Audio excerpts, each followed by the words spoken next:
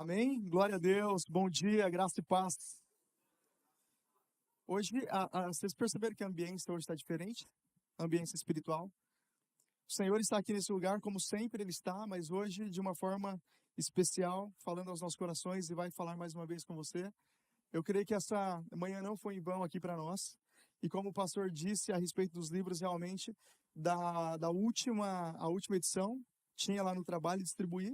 Dessa edição ainda preciso pegar, ainda não peguei essa última edição, mas vou levar também para o trabalho e distribuir, porque eu sei que o testemunho indica que o Senhor vai fazer de novo.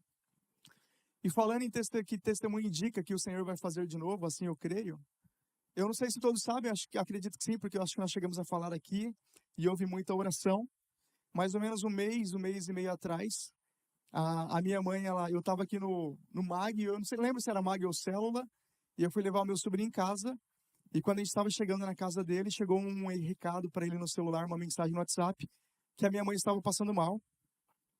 E ele me chamou na hora para a gente socorrer, nós fomos socorrer. E quando eu cheguei na casa da minha mãe, na minha casa, ela estava de fato infartando. Estava com uma arritmia no coração, eu não sabia o que era naquele momento, mas ela estava bem fraca, não conseguia ficar de pé, não conseguia se levantar. Nós pegamos ela naquele momento, colocamos no carro, a Vanessa estava com a gente, nos ajudou. Levamos ela para a UPA mais próxima. E ali, daquele momento, o médico fez algumas análises e já falou, olha, está com uma arritmia cardíaca, precisa internar já numa condição de UTI.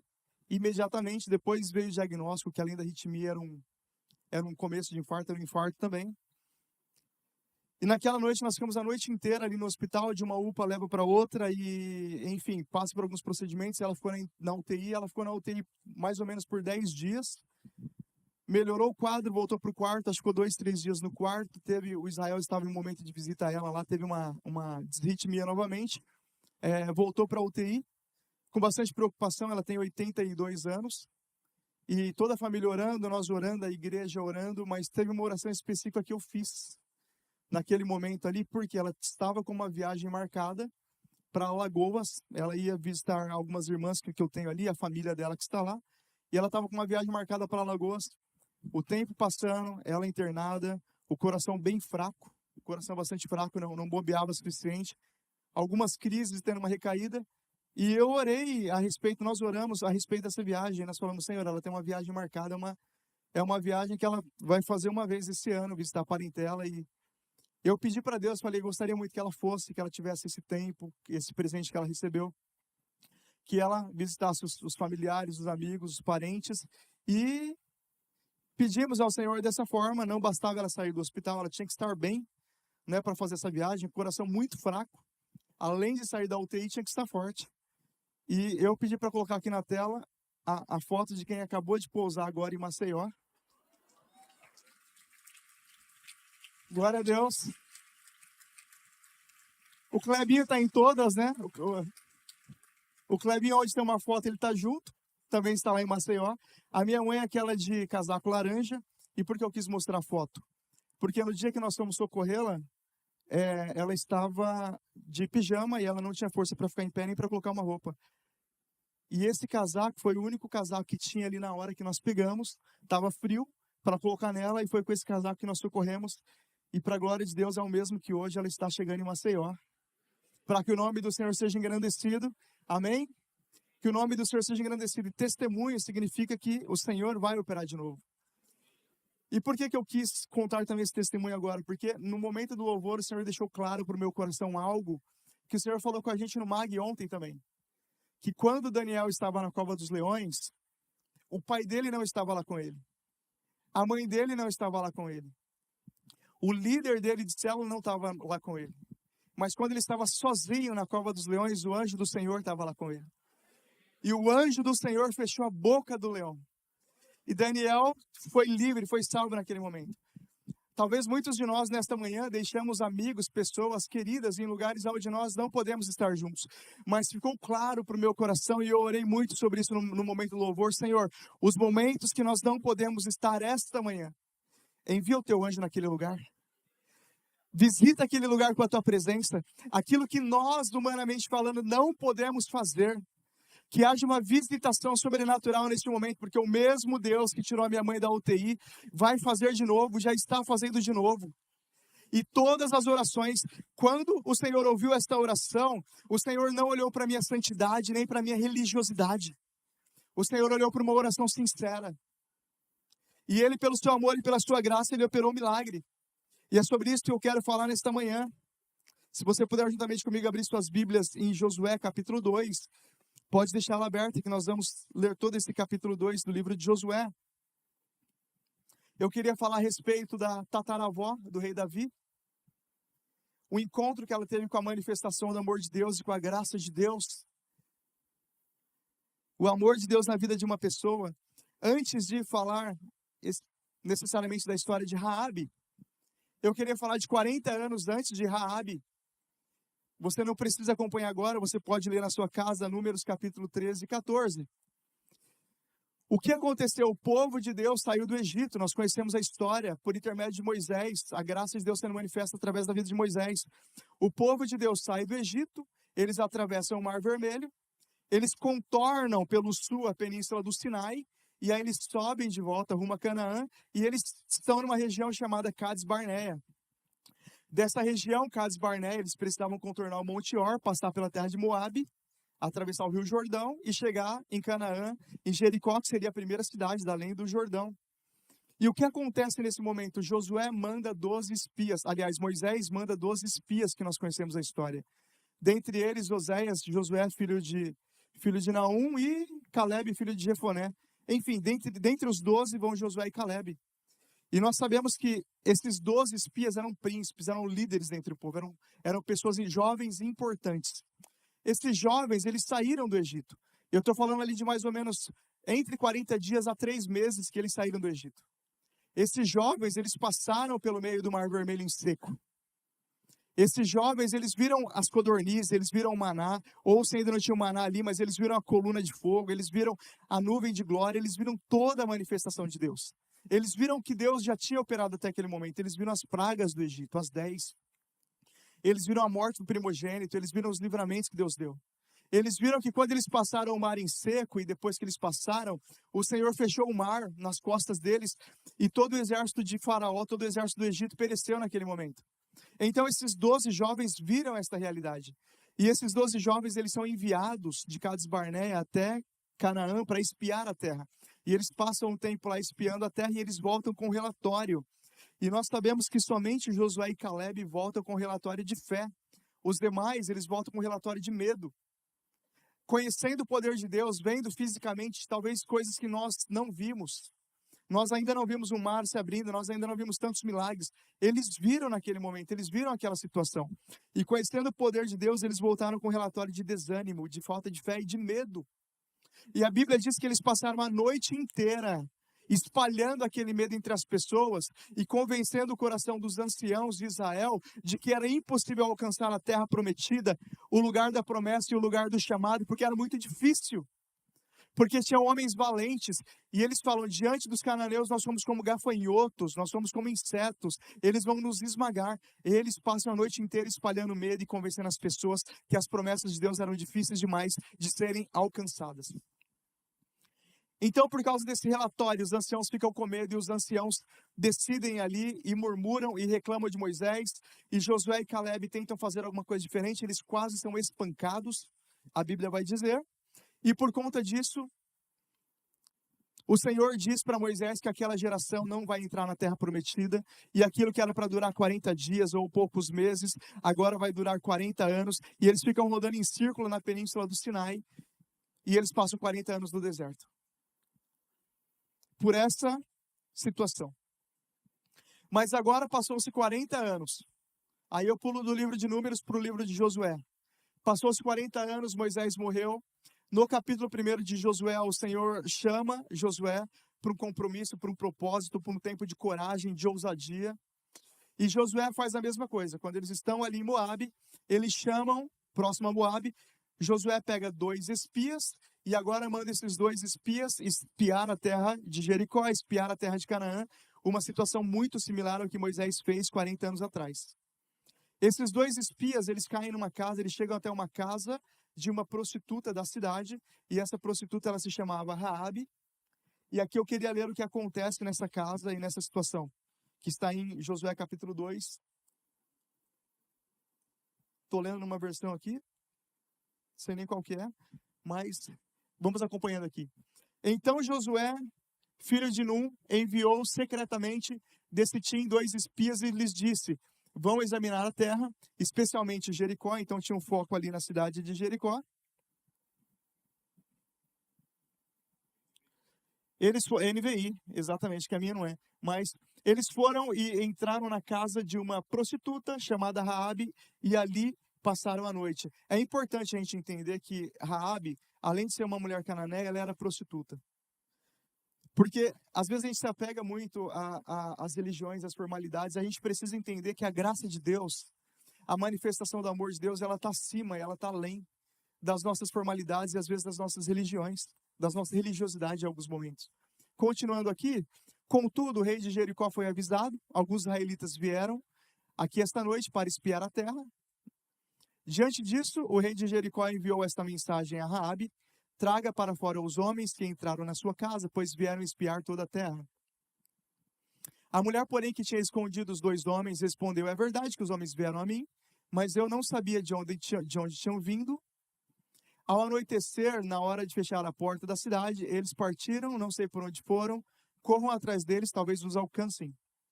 Ela, porém, os tinha levado para o terraço e o tinha escondido sob os talos de linho que havia arrumado lá. Os perseguidores partiram atrás deles pelo caminho que leva aos vales do Jordão. Logo que saíram à porta, a porta foi trancada. E antes de os espias se deitarem, Raabe subiu ao terraço e lhes disse: eu sei que o Senhor deu a vocês esta terra. Vocês nos causaram um medo terrível, e todos os habitantes desta terra estão apavorados por causa de vocês. Só uma observação aqui sobre esse versículo. Raabe estava falando 40 anos depois de tudo que Deus tinha feito. Mas ela estava lembrando como Deus tinha aberto o mar. Eu acredito que nesse momento a Raabe ela teve mais ousadia, mais convicção do que os espias que viram exatamente. Ela não viu, ela ouviu falar e creu naquilo que ela ouviu. E aquilo ali gerou fé no coração dela. Continuando. Pois temos ouvido como o Senhor secou as águas do Mar Vermelho diante de vocês, quando saíram do Egito. E o que vocês fizeram a leste do Jordão, com Seom e Og, os 2 reis amorreus que vocês separaram para a destruição. Quando soubemos disso, o povo desanimou completamente. E por causa de vocês, todos perderam a coragem. Pois o Senhor, o seu Deus, é Deus em cima no céu e embaixo na terra. Portanto, jurem-me pelo Senhor que assim como eu fui bondosa com vocês, também serão bondosos com a minha família. Deixem-me um sinal seguro de que pouparão a vida do meu pai e da minha mãe, dos meus irmãos e das minhas irmãs, e tudo que lhes pertencem. Jurem que nos livrarão da morte. A nossa vida pela de vocês, garantiram-lhe os homens. Se você não contar o que estamos fazendo, nós a trataremos com bondade e fidelidade quando o Senhor nos der esta terra.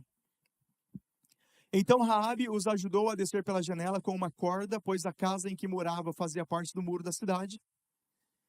E lhes disse: vão para aquela montanha para que os perseguidores não os encontrem, escondam-se lá por 3 dias até que eles voltem e depois poderão seguir o seu caminho. Os homens lhes disseram: estaremos livres do juramento que você nos levou a fazer, se quando entrarmos na terra você não tiver amarrado este cordão escarlate na janela, pela qual nos ajudou a descer, e se não tiver trazido para sua casa o seu pai, a sua mãe, os seus irmãos e toda a família. Qualquer pessoa que sair da casa será responsável por sua vida. Nós seremos inocentes, no entanto, seremos responsáveis pela morte de quem estiver na casa com vocês, caso alguém toque nessa pessoa. Se você contar a nossa missão a alguém, estaremos livres do juramento que você nos levou a fazer. Seja como vocês disseram, respondeu Raabe. E em seguida os despediu e eles partiram, depois amarrou o cordão escarlate na janela. Quando partiram, foram para a montanha e ali ficaram 3 dias até que os seus perseguidores regressaram. Estes os procuraram ao longo de todo o caminho e não os acharam. Por fim, os 2 homens voltaram, desceram a montanha, atravessaram o rio e chegaram a Josué, filho de Num, e lhes contaram tudo o que lhes havia acontecido. e disseram a Josué, sem dúvida, o Senhor entregou a terra toda nas nossas mãos, todos estão apavorados por nossa causa. Esse foi o último, somente até aqui. Eu acho importante frisar que Raabe era prostituta, porque obviamente que ela, por ser de Jericó e por ser uma mulher cananeia, ela não conhecia necessariamente a palavra de Deus. Talvez ela nunca foi evangelizada até aquele momento. E é comum que decisões mal tomadas por ilusões da juventude venham nos levar por circunstâncias extremas da vida. E esse era o contexto, era a realidade de Raabe. Talvez por um caráter ainda não aperfeiçoado, devido ao ambiente de pecado e à falta de conhecimento espiritual. Talvez aquilo foi o que ela aprendeu no seu contexto. E talvez aquilo ali para a família dela não fosse algo nem tão grave. Ela estava ali cercada do seu pai, da sua mãe, dos seus irmãos, e talvez fosse algo normal para aquela circunstância, para o ambiente de pecado onde ela cresceu. E a história de Raabe, ela se parece muito com a nossa história em alguns momentos.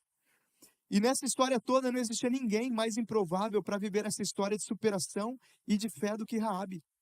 A família dela, a história dela, o país onde ela nasceu, a religião dela, todo o contexto dela levava ela a ser uma improvável. Porque no final do dia nós vamos entender aqui que ela se tornou uma ancestral de Jesus. Ela está na genealogia de Jesus. E toda essa história determinou um destino para ela. E o destino que estava determinado para Raabe era a morte certa juntamente com o seu povo. Se fosse pegar somente o contexto que ela estava inserida ali, a realidade dela, a morte na vida dela era uma coisa iminente e ela sairia completamente da história. Porém, a gente vê no texto que existia um incômodo e uma sede no coração de Raabe por algo melhor. A despeito da situação que ela estava, do momento de vida que ela estava vivendo, existia um incômodo no coração dela. Ela ouviu a respeito de um Deus que abre caminhos no meio do mar. Ela ouviu a respeito de um Deus que libera o maná e que dá livramento para o seu povo. E ela falou, nós ouvimos o que Deus está fazendo na vida de vocês. E nós sabemos que o Deus de vocês é Deus em cima no céu e embaixo na terra. O Deus de vocês é um Deus verdadeiro. E eu acredito que ela pensou no seu coração, será que esse Deus não tem algo para mim? Eu lembro lá de Jesus falando com a mulher Cirofenícia, aquela mulher cananeia de origem grega, que ele fala, olha, não é correto o Senhor, o Pai, tirar o alimento, o pão dos seus filhos e dar aos cachorrinhos. E aquela mulher falou, mesmo os cachorrinhos comem das migalhas que caem da mesa. E eu acredito que essa mulher aqui de Jericó estava na mesma situação. Será que não existe uma migalha, uma gota da graça desse Deus que pode recair sobre a minha vida e sobre a minha casa e mudar a minha história e a minha sentença de morte para um destino de vida? E essa situação toda incomodou, e ela ouviu a palavra e ela ficou incomodada. E quando ela recebeu a visita daqueles homens, juntou a fome com a vontade de comer, a sede com a oportunidade. Ela viu naquela situação uma oportunidade de viver uma mudança de vida e uma mudança de história. E ela fez uma aliança com aquelas pessoas que estavam aliançadas com Deus, como nós vemos no texto. Quando a oportunidade veio até ela, ela deu passos de fé. Mas eu acredito que naquele momento a alma dela já clamava por algo maior, por algo novo e por algo diferente. Ela reconheceu o perigo. Ela falou, a minha trajetória, a minha realidade está me levando por um caminho muito ruim. Eu acho que eu vou me apegar com aqueles que estão apegados com Deus. Eu vim aqui nesta manhã porque eu entendi que existe algo melhor da parte de Deus para ser liberado sobre a minha vida. Cada um de nós que viemos aqui nesta manhã, nós viemos aqui com a expectativa de ter um encontro com a presença de Deus que transforma a nossa história. Se você está bem, você crê que existe algo ainda melhor para abençoar a muitas pessoas. Se você está passando por situações difíceis, você crê que existe uma resposta. E até quem está assistindo na sua casa, você está assistindo esse canal nesta manhã porque você crê que o Senhor tem algo melhor para a sua vida, que o Senhor tem algo diferente. E que Ele tem uma resposta que pode mudar o seu destino. Então eu quero te falar, você está no lugar certo e na hora certa. Porque esta manhã é uma manhã de oportunidades. Aonde o Senhor te trouxe aqui para fazer uma aliança, ou talvez para renovar uma aliança com a sua vida e com a sua família. Aquele cordão de fio escarlate, o escarlate no Antigo Testamento, o escarlate, o carmesim, representava o sangue, o sacrifício, a expiação. A graça de Deus que foi manifesta sobre aquela casa. O Senhor não olhou para o passado daquela mulher. O Senhor não olhou para a realidade daquela mulher. Como eu disse no começo, O Senhor não olhou para o histórico, para a família, para os pecados passados, porque a Bíblia diz que Ele lança no mar do esquecimento. Das nossas culpas Ele não se lembra mais. O Senhor olhou para um coração posicionado e decidido a viver uma nova vida. Quando o Senhor olha do céu para as nossas vidas, para o nosso coração, para o nosso culto nesta manhã, os nossos pecados Ele vê através do sangue de Cristo. Ele vê purificados. O nosso passado, Ele vê a partir do sacrifício de Jesus na cruz. A cruz de Jesus está na frente do nosso passado. Ele vê primeiro a cruz e depois Ele olha para nós. Mas se Ele enxergar, se Ele ver e se Ele ouvir um coração sincero, disposto a viver uma nova vida, uma nova realidade, a Bíblia diz que a um coração quebrantado Ele não resiste. O coração quebrantado dessa mulher, querendo se apegar àquela oportunidade, disposta a deixar tudo para trás, para viver algo novo a partir de Cristo, a partir do Senhor, a partir da graça. Ela entendeu que o favor de Deus estava sendo manifesto na vida dela naquela manhã, naquele dia, naquele momento. Que a graça de Deus estava sendo manifesta sobre a vida dela. E ela se apegou a esta oportunidade. Quando a oportunidade veio até ela, ela deu passos de fé, coragem e humildade. Ela não perdeu a oportunidade de viver uma mudança de vida. E Raabe, ela toma uma decisão. Eu quero falar desses 3 atributos aqui, mas ela toma uma decisão.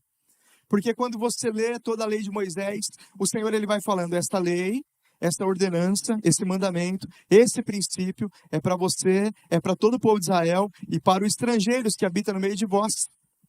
Significa que ela entendeu que quando ela decidiu mudar de vida e seguir com aquele povo, ela necessariamente precisava renunciar ao seu passado, abrir mão da sua história. Se ela ia se juntar e viver com aquele povo, ela precisava viver aquele novo estilo de vida. Então, quando ela toma essa decisão, é uma decisão realmente de coragem, de renúncia. Ela entendeu, o antigo estilo de vida não servia para mim. Me trouxe até aqui, e o lugar que ela estava era um lugar de morte, era um lugar de perda, era um lugar de dizimação, era um lugar de calamidade. Mas quando ela aceita ir com o povo, ela aceita se submeter e obedecer. Ela aceita obedecer ao Senhor e aos seus princípios. Raabe sabia que a vida tinha algo maior reservado para ela e que aquela condição não poderia determinar o seu fim. A sua decisão implicaria em mudança de vida. Mas eu queria destacar aqui três atributos do posicionamento de Raabe, que o Senhor nos dá a oportunidade de termos a cada manhã e no final nós vamos orar sobre eles. A fé, a coragem e a humildade. Fé, coragem e humildade. Foram 3 atributos ali que se sobressaíram na decisão e no posicionamento de Raabe. A Bíblia diz em Hebreus capítulo 11, versículo 31, falando a respeito de Raabe, e a Bíblia diz, pela fé, Raabe não pereceu com os incrédulos, porque abrigou pacificamente os espias. Pela fé, a decisão dela, a Bíblia diz que foi uma decisão de fé. Ela creu naquilo que ela ouviu. Talvez ela creu naquilo que ela leu num livro de testemunhos do pastor. Você vê a importância da gente enviar esses livros? Sabia que tem pessoas que vai pegar esse livro, vai ler e vai crer? E vai se posicionar no seu coração, porque o Espírito Santo vai fazer a obra naquele lugar? Sabia que quando você manda o link do culto para alguém, e nós não mandamos o link do culto para gerar visualizações, e nem para gerar destaque sobre a nossa igreja local, nós mandamos o link porque nós queremos essa verdade, que alguém vai assistir, e vai crer naquela mensagem, e porque creu naquilo que ouviu, vai ter um posicionamento no seu coração. Nós cremos que a bondade, a graça e o amor de Deus vai encontrar pessoas que estão sedentas e orando e buscando por uma mudança de vida. Essas pessoas que estão clamando no íntimo do seu coração, ainda que não conheçam uma religião, uma teologia, nenhum termo cristão, mas estão clamando no íntimo do seu coração, Senhor, muda a minha história. Quantas pessoas não estão falando hoje, Senhor, se o Senhor é Deus mesmo, se existe um Deus no céu, se esse Deus dos crentes é verdadeiro, então que eu tenha uma oportunidade de passar por uma mudança de vida, de mudar a minha vida e mudar a minha história. O Senhor vai visitar essas pessoas. O anjo do Senhor já está lá operando. Vidas serão alcançadas por intermédio desses testemunhos. O testemunho de Raabe edificou a fé dos espias e edificou a fé de José. E eles falaram, então vamos mesmo. Porque se até os nossos inimigos estão crendo, se aquelas pessoas improváveis, que nós achávamos que jamais abririam o seu coração para Jesus, elas estão crendo, pedindo, e estão confirmando que estão vendo o mover de Deus. Então é tempo de aumentar a intensidade e de se posicionar para o combate, para a batalha e para a guerra, porque o Senhor já nos deu a vitória. E a partir desse posicionamento eles se moveram. Mas falando aqui do primeiro atributo da decisão de Raabe, a fé, nós lemos aqui em Hebreus 11:31, mas todo o livro de Hebreus, todo o capítulo 11 do livro de Hebreus vai falar a respeito de fé, que é o firme fundamento das coisas que se esperam e a prova daquilo que nós vemos. Aquela mulher creu naquilo que ela não viu. E porque ela creu, ela e toda a sua casa receberam a vitória. O Senhor alcançou, o Senhor visitou, o Senhor livrou e o Senhor salvou. É pela fé que nós alcançamos as promessas. A fé não nos deixa murmurar, não deixa o nosso coração reclamar e questionar. A fé não nos deixa duvidar das promessas e nem desistir da caminhada. E por isso as nossas decisões têm que ser baseadas em fé. Muitas pessoas deixam de viver o melhor de Deus porque não creem. Eu contei o testemunho aqui que nós oramos e o Senhor moveu. E nós cremos naquilo que Deus ia fazer e o Senhor operou, assim como Ele está operando nesta manhã. Todas as pessoas que se movem a partir da fé, elas não serão desapontadas. Elas terão respaldo da parte de Deus. Todas as pessoas que pedem, que oram a partir da fé. O segundo atributo da decisão de Raabe é coragem. Ela precisou ter ousadia e coragem. Imagina uma prostituta fazer uma aliança, uma prostituta naquela época fazer uma aliança com o povo de Deus. Fazer uma aliança com o Senhor. Nós estamos falando de uma época onde se as pessoas chegassem em pecado diante de Deus, elas eram consumadas por fogo. Nós estamos falando de uma época onde Deus abriu a terra para consumir pessoas. Nós estamos falando da época da lei, onde o sacerdote não podia entrar no lugar santíssimo em pecado. Ele tinha que colocar uma campainha, um sino na orla da sua veste, do seu manto, para se morresse lá dentro fosse resgatado. Nós estamos falando nessa época, ela precisou ter coragem para tomar essa decisão. Mas ela também, se você puder anotar isto, ou gravar no teu coração, ela precisou ter coragem para romper ciclos. Ela precisou ter coragem para romper um estilo de vida, uma tradição familiar.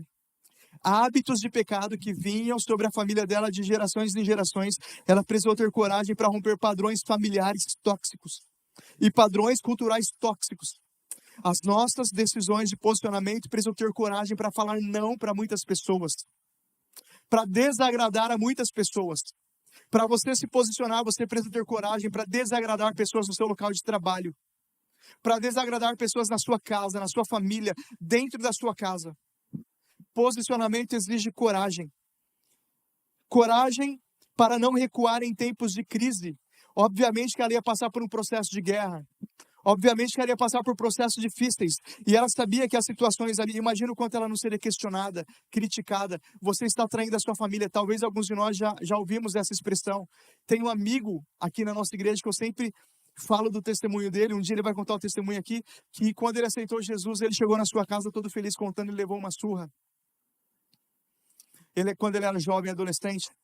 Existem realidades que nós vamos sentir no nosso corpo, na nossa alma, angústia por uma decisão por Cristo.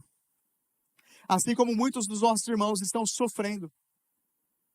Oriente Médio, tantos países, mas aqui no nosso país, aqui no nosso Brasil, aqui no nosso lado. Pagando no seu corpo, na sua alma, o preço por uma decisão por Cristo. Então, para isso é preciso ter coragem. Você vai precisar ter coragem nas suas decisões para ser pioneiro e não ter medo diante do novo e diante do desconhecido. Talvez você vai ser o primeiro na sua casa, na sua família, que vai ter uma vida honrada, um ministério honrado, que vai ter caráter, que vai se mover fora do crime, que vai se mover fora de situações pecaminosas. E para ser pioneiro, fazer aquilo que muitos não fizeram e muitos não viveram, você vai precisar ter coragem, assim como essa irmã teve coragem.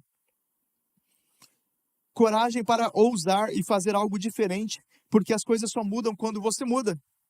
Então, em algum momento da sua vida também, decisões importantes, é necessário coragem para mudar. Coragem para fazer o diferente. Coragem para mudar páginas na sua vida que Deus já mudou e quer que você mude. Eu sempre lembro lá de Samuel, 1 Samuel capítulo 15 ou 16, que Deus estava falando para o profeta Samuel, vai unge Davi, ou pelo menos tira Saul, eu rejeito Saul, eu não quero mais Saul. E o profeta Samuel estava resistente naquele momento. Até que Deus dá um ultimato para Samuel e fala para ele: até quando você vai ter dó de Saul, tendo eu rejeitado? É o Senhor falando: até quando você vai conviver com situações que eu já rejeitei para a sua vida? Quando você vai ter coragem de virar uma página? Quando você vai ter coragem de falar: Senhor, eu preciso de cura, me cura? Quando você vai ter coragem de se humilhar? Quando você vai ter coragem de pedir perdão? De se submeter à obediência de Cristo? E esse é o terceiro ponto aqui, o terceiro atributo: humildade. Além da fé e da coragem, aquela mulher, ela se moveu por humildade. Humildade não significa autoflagelo. Humildade não significa se anular enquanto pessoa, se anular enquanto indivíduo, enquanto ser humano. O Senhor, Ele te formou, Ele te conhece.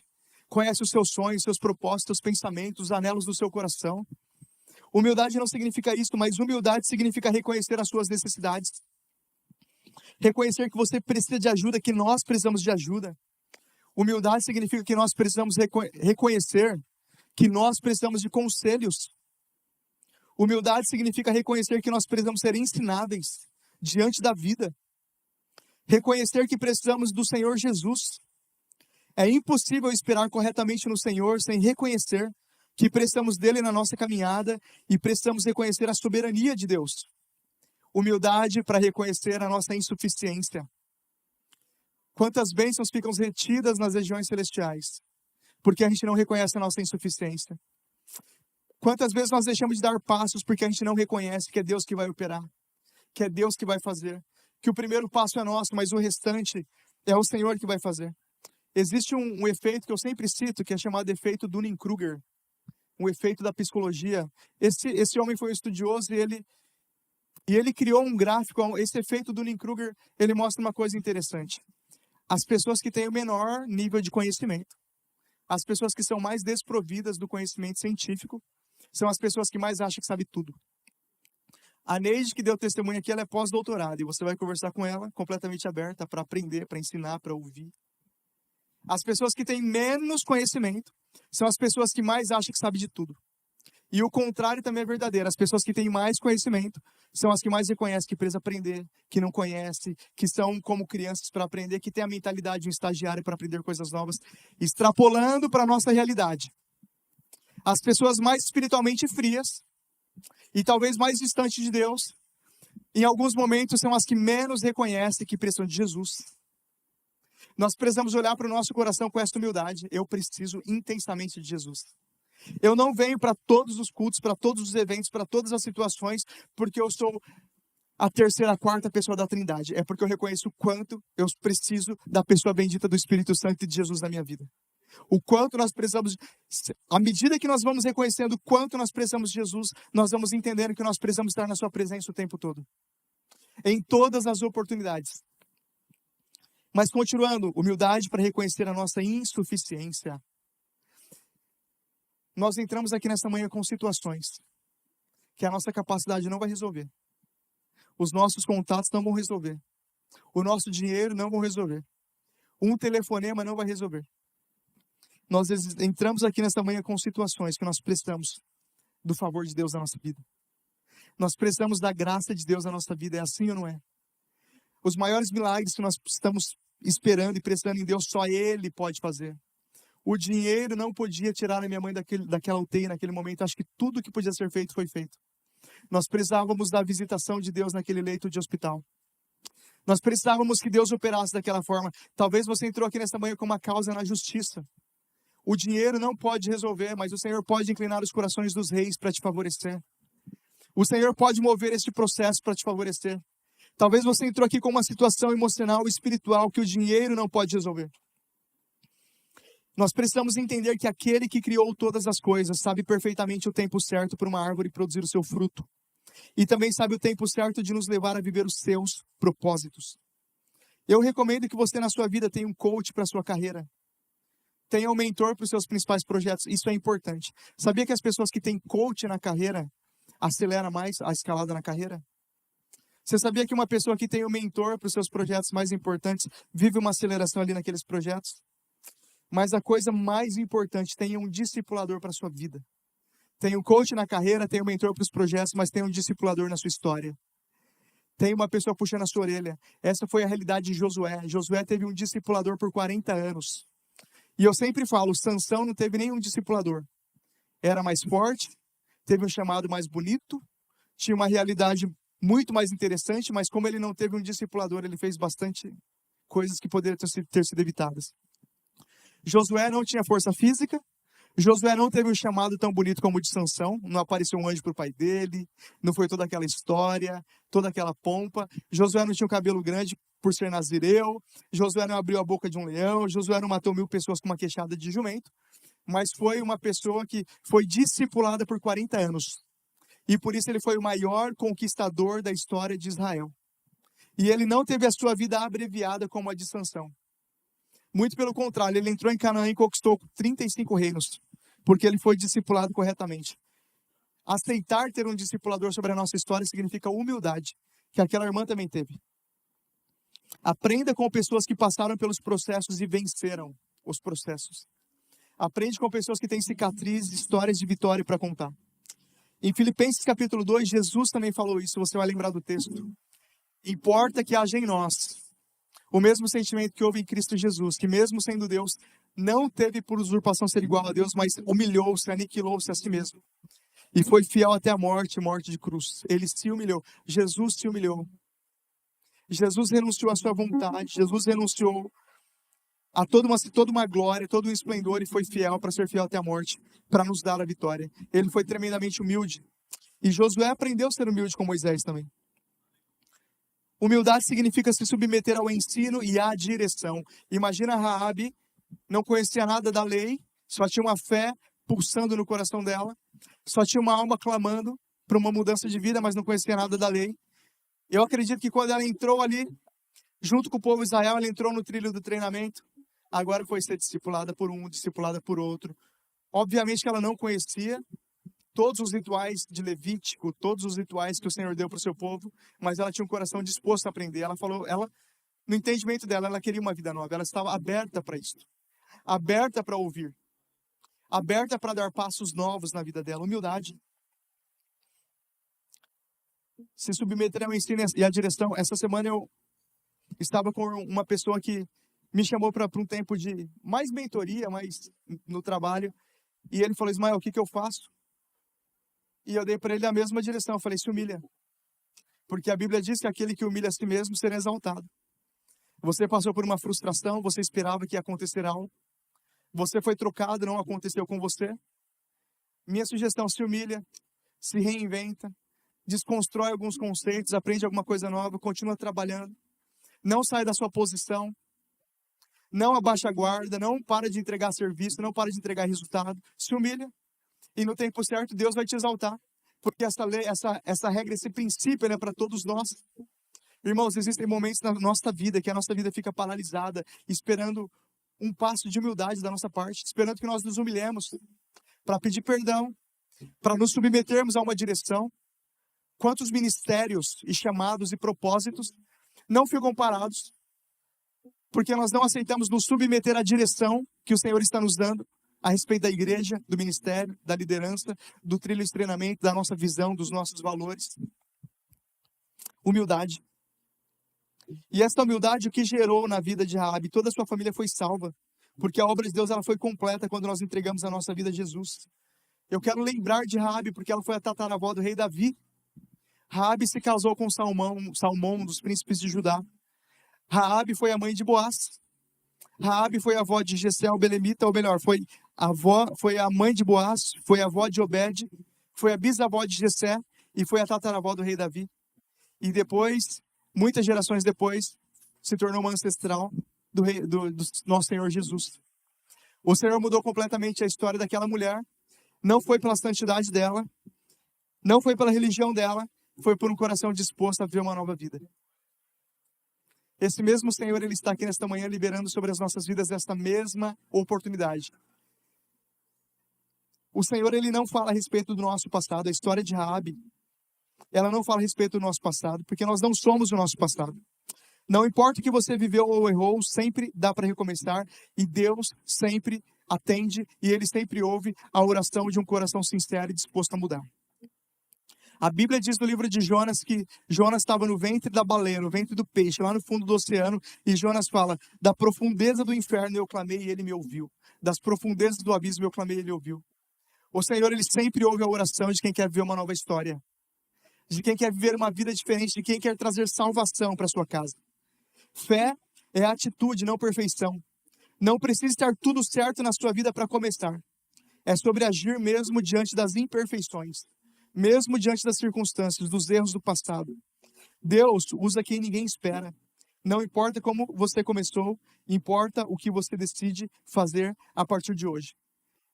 A graça do Senhor, que um dia passou ali em Jericó, está aqui sobre as nossas vidas, está sobre esse lugar, está sobre a sua casa, e o Senhor está liberando uma oportunidade de hoje de nós vivermos algo ainda mais extraordinário. Existe salvação sobre a sua casa. Existe um novo destino, um novo futuro, uma nova realidade. Jesus pegou todo o pacote do seu passado, lançou-os no mar do esquecimento, e a Bíblia diz: dos seus pecados eu não me lembrarei mais. A Bíblia diz que Ele não lança em rosto as nossas ofensas, Ele não joga na cara. As palavras que um dia você falou, os pecados que um dia eu cometi, Ele não jogou na minha cara. Você sabe o que Jesus faz com a gente? Ele nos transporta do reino das trevas para o reino do Filho do seu amor. Ele nos torna íntegros, é o que Deus faz com a gente. Ele nos transporta do reino das trevas para o reino do seu Filho amado, e Ele nos torna íntegros, está lá em Colossenses capítulo 1. O Senhor tem um plano de integridade para a nossa vida. Ele quer que nós andemos em justiça. Ele quer que toda a nossa descendência seja protegida. Imagina uma mulher que toda a sua ancestralidade veio de hábitos e situações de pecado, mas toda aquela malignidade terminou na vida dela. Dali para frente foi uma nova história. Dali para frente foi um novo começo. Dali para frente foi uma nova realidade. Quem sabe Deus não preparou esse tempo para que você encontrasse face a face com esta graça e decidisse por si mudar de vida.